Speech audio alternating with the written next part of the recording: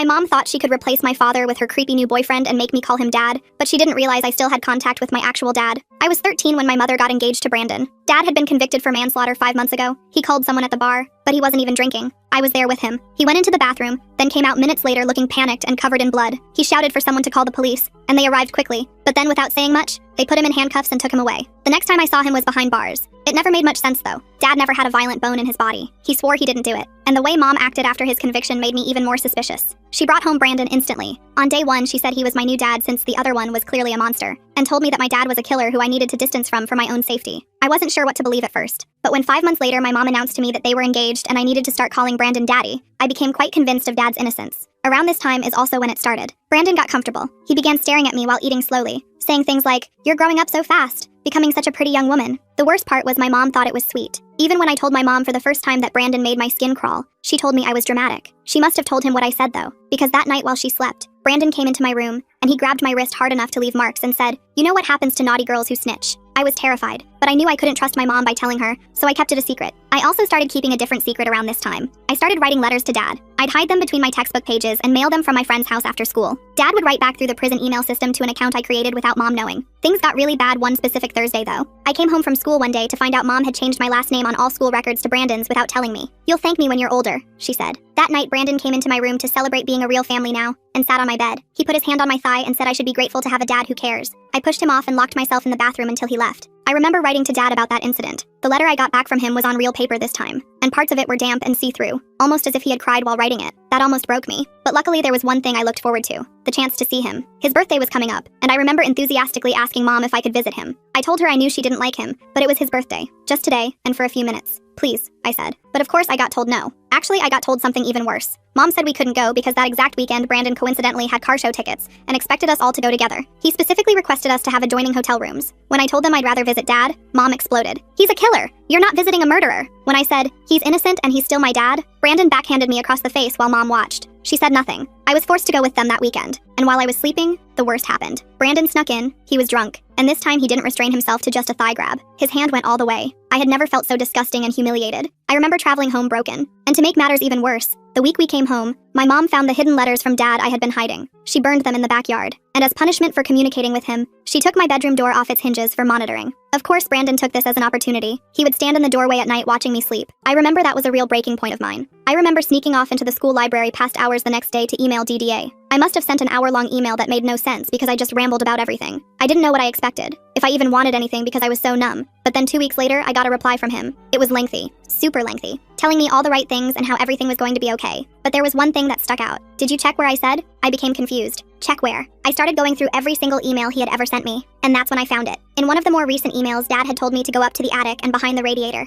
I remember reading that email the day after asking my mom if I could go visit him. I think I was too heartbroken to read thoroughly, and somehow missed it. Either way, I made a big-time mental note of what Dad said, and waited until Mom and Brandon went on date night. That happened next week. My hands shook climbing into the attic with a flashlight, and behind the radiator, I found a plastic-wrapped journal. I opened it to the marked page Dad told me to. It was dated weeks before Dad's arrest, and in Dad's handwriting it said, "It's been a few weeks since I caught Lauren and Brandon sneaking off into the bar. I don't know how to confront her." I was shocked, taken aback, and that's when I heard the sound of a car pulling into the driveway that made my blood run cold. They were back early. The restaurant must have been too crowded, or maybe they'd had a fight. I could hear car doors slamming and Mom's heels clicking on the walkway. My heart pounded as I clutched the journal to my chest, knowing I had only seconds to decide what to do. I heard Brandon's heavy footsteps on the stairs, each creak of the old wood sending a jolt through my chest. My hands were shaking so bad I almost dropped the flashlight, its beam dancing wildly across the dusty attic floorboards. I shoved the journal under my shirt, the leather cover cold against my skin, and scrambled toward the attic opening, but I was too slow. Brandon's head appeared through the hole just as I reached the ladder, his dark eyes immediately locking onto mine. He stared at me for a long moment, his expression unreadable in the dim light. Then he climbed up the rest of the way, his broad shoulders barely fitting through the opening. I backed up against the wall, feeling the rough wood press into my spine, the journal pressing against my stomach under my shirt. He looked around the attic slowly, deliberately, taking in the disturbed dust that hung in the air like tiny ghosts, the moved boxes near the radiator where I'd found Dad's hidden things. He asked what I was doing up here, his voice calm, but with an edge that made my skin crawl. I told him I was looking for my old stuffed animals from when I was little, trying to keep my voice steady. He didn't believe me.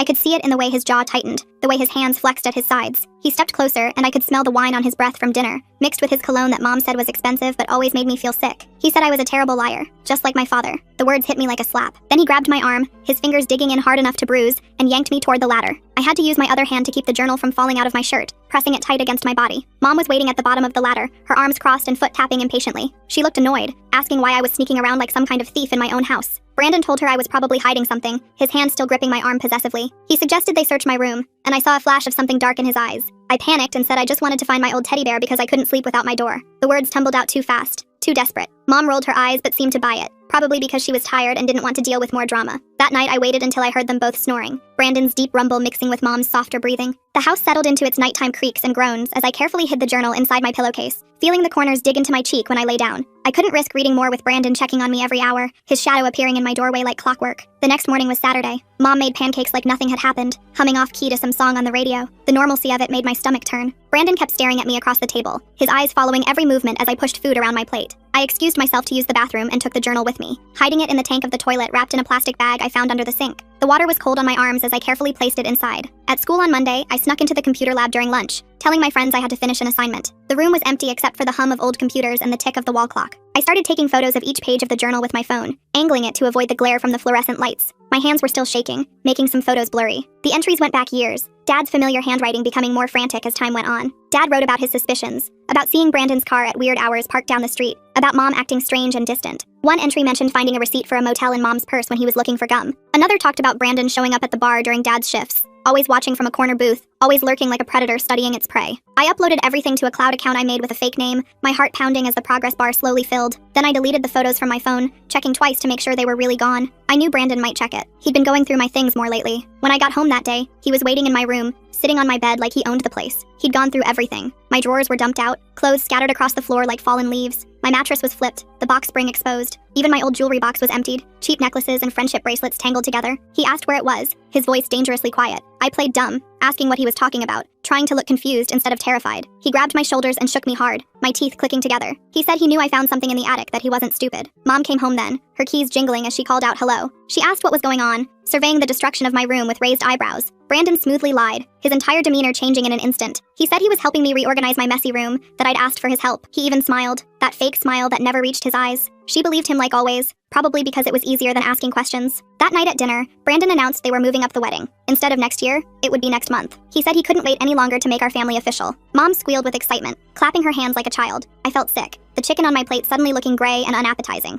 Over the next few weeks, Brandon watched me constantly. He installed a camera in the hallway pointing at where my door used to be, the red light blinking at me like an evil eye. He started driving me to and from school, no more bus with my friends. He'd wait in the parking lot, engine running, watching everyone who talked to me. He took my phone at night, placing it on his nightstand where I couldn't reach it. But I kept working during the day. I printed pages from the journal at school and hid them in my locker, taping them behind old textbooks. I needed help but didn't know who to trust. My teachers seemed oblivious. My friends wouldn't understand. Then I remembered Uncle Henry. He was Dad's best friend since high school, the kind of guy who showed up to help without being asked. They'd been inseparable until Dad's arrest. Mom had banned him from contacting us after that, saying he was a bad influence, that he enabled Dad's violent tendencies. But I knew that was a lie. Uncle Henry was a good man who smelled like sawdust, and always had butterscotch candies in his pocket. He worked construction, and had 3 kids of his own, twin boys and a little girl who called me her big cousin. I found his number in an old address book Mom had forgotten about in the kitchen junk drawer, buried under expired coupons and dead batteries. I called him from the payphone outside school during PE class, the metal cold against my ear. I told the teacher I felt sick and needed air, clutching my stomach for effect. Uncle Henry answered on the 3rd ring, his gruff voice softening when I said who I was. I talked fast, words tumbling over each other, telling him I needed help, that Dad was innocent, that I had proof. He told me to slow down, to breathe. Then he said to meet him at the public library after school the next day. He'd tell my mom he saw me walking and offered a ride if she asked. His voice was steady, reassuring, and for the first time in weeks, I felt like maybe things would be okay. Brandon was suspicious when I said I was staying late for a group project. He grilled me about who was in my group, what the project was about, which teacher assigned it. But my history teacher backed me up when he called to check, probably annoyed at being bothered during her planning period. I practically ran to the library, my backpack bouncing against my spine. Uncle Henry was waiting in the parking lot in his old pickup truck. The red paint faded but clean. He looked older than I remembered, with more gray in his beard and deeper lines around his eyes. I showed him photos of the journal entries on my phone, swiping through them quickly. His face got darker with each one, his knuckles white as he gripped the steering wheel. He said he always knew something was off about Dad's arrest. The story never made sense. Too many holes, too convenient. He asked if I still had the actual journal.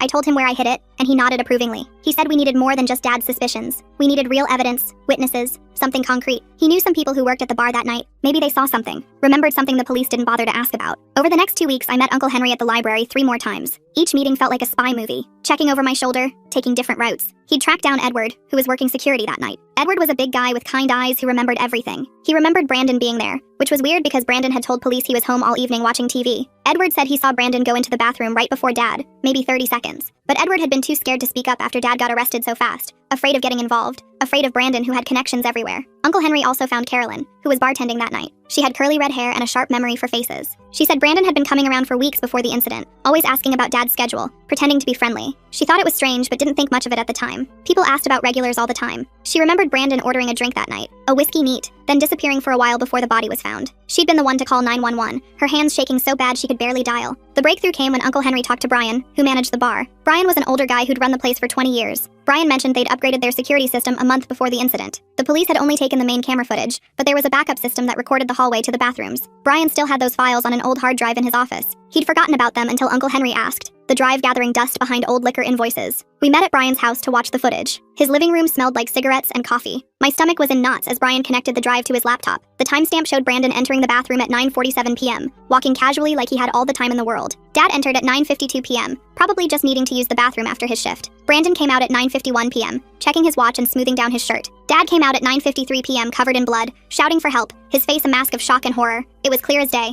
Brandon had 4 minutes alone in that bathroom, more than enough time to call someone and set up a frame job. Uncle Henry copied the footage onto multiple USB drives, his hands steady and methodical. He said we needed to be careful about how we handled this. We couldn't just go to the police. Brandon might have connections there, friends who owed him favors. We needed to build an airtight case first. He told me to act normal at home, not to let on that we knew anything. It was the hardest thing I'd ever had to do. But Brandon must have sensed something. Maybe I was a bad actress. Maybe he was just paranoid. He started getting more aggressive. One night he came into my room and sat on my bed, the mattress dipping under his weight. The hallway camera couldn't see him from that angle. He said he knew I'd been sneaking around with Uncle Henry. Someone had seen us at the library, probably one of his buddies who seemed to be everywhere. He said if I didn't stop whatever I was doing, Mom might get hurt. He said accidents happen all the time, his voice casual like he was discussing the weather. People fall downstairs, cars have brake problems, gas leaks happen. I understood the threat, felt it settle in my chest like a cold stone. I was terrified but tried to stay calm, keeping my breathing even. I told Uncle Henry at our next meeting, whispering even though we were alone. He said we needed to move faster. He'd been in touch with Dad's lawyer, showing him what we'd found. The lawyer was excited but cautious. He said we needed the original journal too.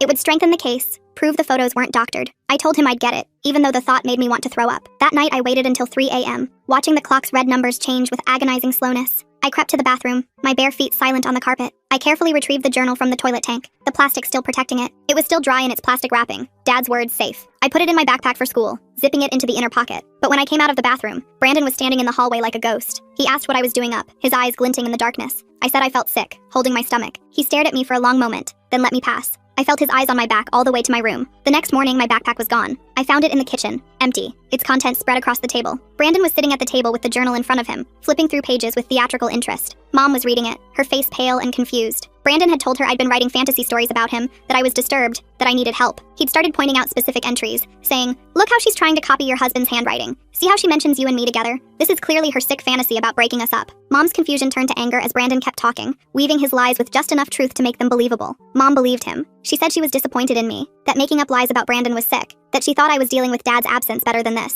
I tried to tell her it was Dad's journal, but she wouldn't listen. She said I was obviously forging Dad's handwriting to frame Brandon, because I couldn't accept him as my new father. She said I needed therapy, maybe even a special boarding school for troubled teens. Brandon suggested his cousin ran one in another state. Very strict, very isolated. Good for fixing problem children who told lies and caused trouble. The way he said it made my blood run cold. I felt the walls closing in, the room spinning slightly. That day at school I found Uncle Henry's truck in the parking lot at lunch. I climbed in and broke down crying as I told him what happened. He said not to worry, we still had the footage. But when I got home that afternoon, my phone was missing from my backpack. Brandon had it. He went through everything and found my cloud account, guessing the password after 3 tries. He made me watch as he deleted all the journal photos, his finger stabbing at the screen with vicious satisfaction. He said Uncle Henry's copies wouldn't matter without the original to verify them against. He said the photos could be faked, that any decent lawyer would argue they were doctored without the original journal to compare the handwriting. The bar footage was different. That was from an official security system with timestamps that could be verified. But handwriting in photos? Too easy to forge. That night, Mom told me I was leaving for boarding school on Monday. This special place would help me deal with my delusions about Brandon. She'd already called the school. They were expecting me. It was 1,000 miles away in the mountains. No phones allowed. No outside contact for the first 6 months to avoid negative influences.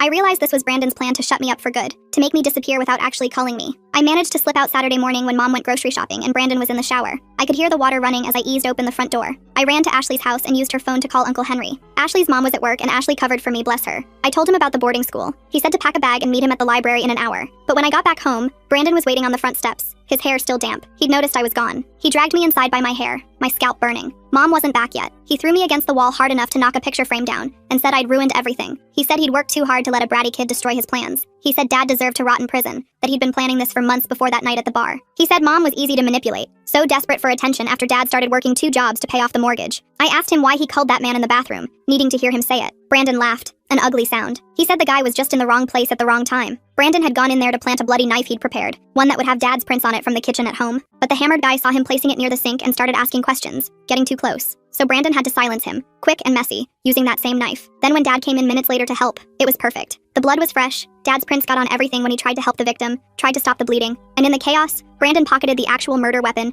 and left a different knife at the scene, one he'd also prepared but that wouldn't trace back to him. I was recording everything on Ashley's phone that I'd hidden in my pocket, the record button pressed before I even walked in. Brandon didn't notice. He was too busy ranting about how smart he'd been, how he'd worn gloves, how he'd studied the bar's schedule for weeks. He said after Dad was gone, marrying Mom was just smart business. She had good life insurance from her job at the hospital, and I'd be worth even more in Social Security if something happened to her. Maybe a car accident, maybe a fall, maybe she'd just get sad and take too many pills. That's when Mom walked in. She'd come back early because she forgot her wallet. She heard everything Brandon had just said. Her face went white as paper. She dropped the groceries, oranges rolling across the floor. Brandon spun around, realizing his mistake. He tried to backtrack, saying I'd made him angry, that he didn't mean it, that he was just trying to scare me straight. But Mom had heard enough. The veil had finally lifted. Brandon stepped toward her and she backed away, her hand reaching behind her. She told him to get out. He said she was overreacting. She grabbed a kitchen knife from the block and told him to leave or she'd call the police. Brandon laughed and said she wouldn't dare. Too much scandal, too much shame. What would the neighbors think? But Mom's hand was steady as she held the knife. For the first time in months, I saw the Mom I used to know, the one who protected me from nightmares and kissed scraped knees. Brandon realized she was serious. His face changed, the mask finally dropping completely. He grabbed his keys and wallet from the counter, but before leaving, he turned to Mom and said this wasn't over. He said he knew too much about her, about the affairs she'd had before Dad when they were first married, about the money she'd stolen from Dad's savings to cover her shopping debts. He said if she went to the police, he'd destroy her reputation. Then he left, slamming the door so hard the windows shook and the remaining pictures fell off the walls. Mom collapsed on the floor crying, her body shaking with sobs. I sat next to her and showed her the recording on Ashley's phone. She listened to Brandon's confession again, her face crumbling more with each word. She kept saying she was sorry, that she'd been so stupid, that she'd failed me and Dad both. I told her we needed to call the police now, but she was scared of Brandon's threats, scared of losing everything. I called Uncle Henry instead. He came over within minutes with the bar footage on a USB drive. We sat Mom down at the kitchen table and showed her everything. The journal entries I'd saved screenshots of, the security footage showing Brandon's movements, the witness statements he'd collected and had notarized. Mom threw up when she realized she'd been sleeping next to Dad's killer for months, that she'd been planning a wedding with him. She finally agreed to call the police. 2 detectives came to take our statements. They were professional but kind, offering Mom tissues and speaking gently to me. They listened to the recording of Brandon's confession multiple times. They watched the bar footage on our laptop. They took the journal as evidence, handling it carefully with gloved hands. One detective said they'd been having doubts about Dad's case anyway.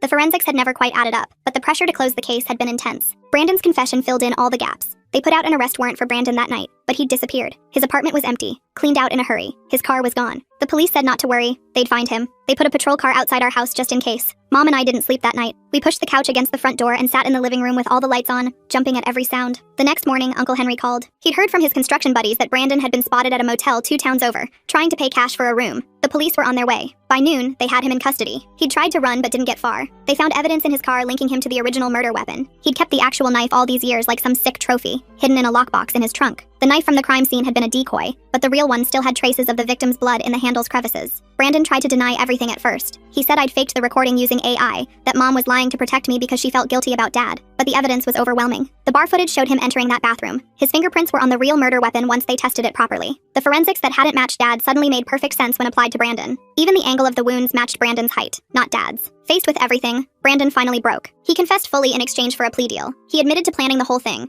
to framing Dad, to manipulating Mom. He even admitted to things we didn't know about. Other crimes in other states, other victims who'd been blamed for things they didn't do. The detective said Brandon was a serial predator who'd been getting away with it for years, moving from place to place, always finding vulnerable women with kids. Dad's lawyer filed for an emergency appeal based on the new evidence. The judge reviewed everything and ordered Dad's immediate release. After 8 months in prison for a crime he didn't commit, Dad was coming home. Mom and I drove to pick him up. The ride was silent except for the radio playing softly. Mom kept crying, dabbing at her eyes with tissues. I didn't know what to say, my throat tight with emotion. When the prison gates opened and Dad walked out, he looked smaller than I remembered. Thinner, older, his hair more gray than brown now, but his eyes lit up when he saw me. I ran to him and hugged him tighter than I'd ever hugged anyone. He smelled different, like industrial soap and sadness, but he was still my dad. He held me and cried into my hair, whispering that he'd missed me so much, that he'd never stopped believing I'd know the truth. Mom stood back, unsure, wringing her hands. Dad looked at her for a long moment. Then he said they'd talk later, that right now he just wanted to go home. The drive back was quiet except for Dad asking small questions. How was school? Had I grown taller? Was my favorite restaurant still open? Normal Dad questions that felt anything but normal after everything we'd been through. We got home and Dad just stood in the doorway for a minute, looking around like he was memorizing everything. The house looked different without Brandon's stuff everywhere. Mom had thrown out anything he'd touched, leaving weird empty spaces on shelves and walls. Dad walked through each room slowly, running his fingers over furniture, picking up picture frames that Mom hadn't gotten around to replacing yet. That first night was awkward as hell. Dad slept on the couch even though Mom offered him their old bedroom. I heard him moving around at 3 a.m., probably couldn't sleep after months in a cell. I found him in the kitchen making coffee with shaking hands. We sat at the table in silence until he finally asked if I was okay. Really okay. I told him about Brandon, about everything. He listened without interrupting, his jaw getting tighter with each detail. When I finished, he said he was sorry he couldn't protect me. I told him it wasn't his fault. The next few days were a blur of lawyers and paperwork. Dad's lawyer was working on getting his record completely cleared, not just overturned. There was talk of compensation for wrongful imprisonment, but Dad said he didn't care about money. He just wanted his life back. Mom kept trying to talk to him, following him around the house, but he wasn't ready. He'd answer her questions with one word and find excuses to leave the room. Brandon's trial date was set for 6 months out. The prosecutor said with his confession and all our evidence, he'd probably get life without parole. They'd linked him to 3 other murders in different states, all with similar patterns. He'd frame someone close to the victim, then swoop in to comfort the grieving family. The detective said we were lucky, that his other victims hadn't survived to expose him. I went back to school, but everything felt different. Kids whispered when I walked by. Everyone knew about Brandon and Dad by now. Ashley stuck by me though, and a few other friends who actually mattered. My teachers were extra nice, which almost made it worse. I didn't want pity, I just wanted normal. But normal was gone, probably forever. Dad started working construction with Uncle Henry. Manual labor, he said, helped clear his head. He'd come home exhausted and covered in dust, but he seemed calmer. He was seeing a therapist too, some guy who specialized in wrongful conviction trauma. Dad didn't talk about the sessions, but I could see they were helping. He stopped flinching when doors slammed, stopped checking locks obsessively. Mom moved out after 2 weeks. She rented a small apartment across town, said she needed space to figure things out. I was relieved, honestly. The tension when her and Dad were in the same room was suffocating. She'd betrayed him in the worst way possible, even if Brandon had manipulated her. Some things you can't come back from. She asked if I wanted to stay with her sometimes, but I said no. I needed to be with Dad. The divorce papers came a month later. Dad signed them without reading them, just wanted it over. Mom gave him everything. The house, the car, full custody of me. Her guilt was eating her alive. She started seeing a therapist too, trying to understand how she'd been so blind. I felt bad for her sometimes, but then I'd remember how she chose Brandon over Dad, how she didn't believe me, and the sympathy would dry up. Uncle Henry became a regular at our house. He'd bring his kids over on weekends and we'd have cookouts like the old days. His twins, Elijah and John, were only 8, but they idolized Dad. They didn't care about his past, just that he could throw a football and tell funny stories. His daughter Deborah was my age and we got close fast. She understood what it was like to have your family turned upside down. Her mom had left when she was 10. 3 months after Dad got out, I had to testify at a pretrial hearing. The prosecutor said my testimony would help ensure Brandon couldn't claim insanity or coercion. I wore my nicest dress, the blue one Dad bought me for my birthday 2 years ago. My hands shook as I swore to tell the truth. Brandon sat at the defense table in an orange jumpsuit, looking smaller than I remembered. He tried to catch my eye, but I stared straight ahead. I told them everything. About the threats, the touching, the night at the hotel. The judge had to call a recess when I talked about finding Dad's journal because I started crying too hard to continue. Dad wasn't allowed in the courtroom since he might be called as a witness later, but Uncle Henry was there. He gave me a thumbs up from the gallery, reminding me I was brave, that I could do this. Brandon's lawyer tried to make me look like a confused kid, asking if maybe I'd misunderstood Brandon's intentions. I stayed calm and repeated what happened, exactly as it happened. The prosecutor showed the recording from Ashley's phone, and Brandon's face went gray. His lawyer asked for a plea deal that afternoon, 25 to life instead of life without parole. The prosecutor said no way. After the hearing, reporters tried to talk to us outside the courthouse. Dad shielded me with his body as we pushed through them to Uncle Henry's truck. They shouted questions about forgiveness, about moving forward,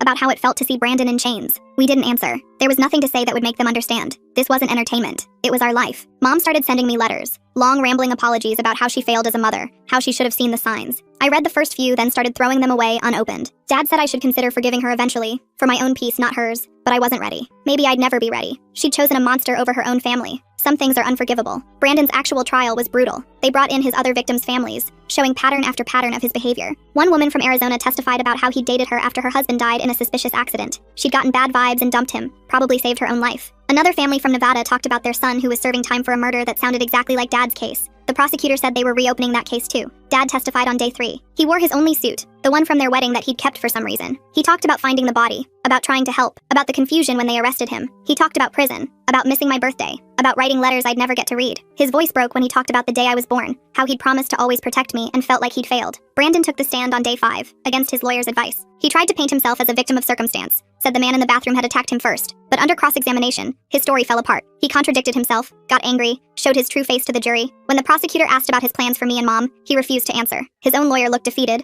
The jury deliberated for 2 hours. Guilty on all counts. Murder, conspiracy, fraud, attempted assault on a minor. The list went on. The judge sentenced him to life without parole, consecutive sentences for each crime. Brandon didn't react, just stared at the table. As they let him out, he looked at me one last time. I stared back, wanting him to see that he hadn't broken me, that I'd won. Dad and I went to his favorite restaurant after, the little Mexican place that still had his picture on the wall from when he was a regular. The owner hugged him and said the meal was on the house. We ate in comfortable silence, both exhausted but relieved. It was over. Really over. Brandon would die in prison and we could start rebuilding. Mom tried to come to the house the next week. Dad wouldn't let her in, talked to her through the screen door. She wanted to apologize again, wanted to try family counseling. Dad said no, that ship had sailed. She needed to move on, and so did we. She cried and begged, but Dad stood firm. I watched from the stairs, feeling nothing. She'd made her choice and now she had to live with it. I started seeing a therapist too, some lady named Dr. Cheryl who specialized in trauma. She helped me process everything, taught me it wasn't my fault, that I'd been incredibly brave. Some days I believed her, some days I didn't. But slowly, the nightmares stopped. I stopped checking locks obsessively, stopped flinching when men walked behind me. Progress came in small steps. Dad and I developed new routines. Sunday breakfast at the diner, Wednesday movie nights, helping Uncle Henry with projects on Saturdays. We talked more than we ever had before,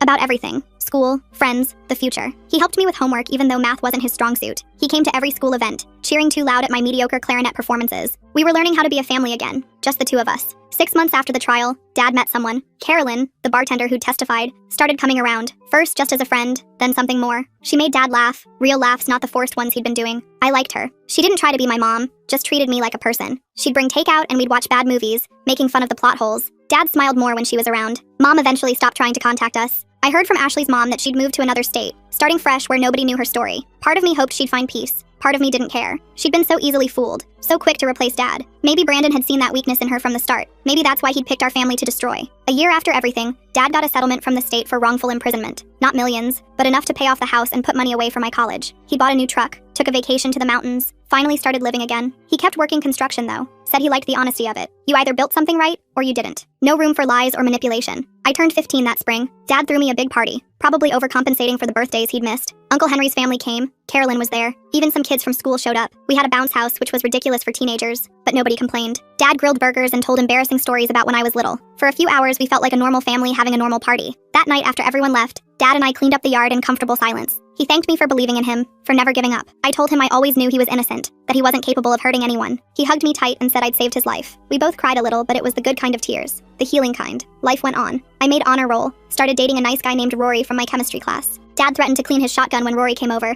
but he was joking, mostly. Carolyn moved in after a year, bringing her cat Mr. Whiskers, who immediately claimed Dad's chair. We became a weird little family, built on shared trauma but held together by choice and love. Brandon died in prison 2 years later. Heart attack, the letter said. He was 43. I felt nothing when I read it, just closed the letter and went back to my homework. Dad asked if I was okay, and I said yeah, I really was. Brandon had been dead to me since the day they sentenced him. His actual death was just paperwork, nothing more. Mom sent a card for my 18th birthday. Just signed it, Love Mom, with no return address. I kept it for some reason, tucked in my desk drawer with other things I couldn't quite throw away. Dad said maybe someday I'd want to find her, make peace. Maybe he was right. Or maybe some bridges were meant to stay burned. Time would tell. I got into college on a full scholarship, planning to study criminal justice. Maybe become a lawyer, help other families torn apart by lies. Dad cried at graduation, embarrassing me in front of everyone. Carolyn took a million pictures while Uncle Henry's family cheered from the bleachers. My chosen family, the one that stood by me when everything fell apart. The night before I left for college, Dad and I sat on the porch swing, watching fireflies. He told me he was proud of me, that I'd become an amazing young woman despite everything. I told him I loved him, that he was the best dad anyone could ask for. We sat in comfortable silence. No need for more words. We'd survived the worst thing imaginable and came out stronger.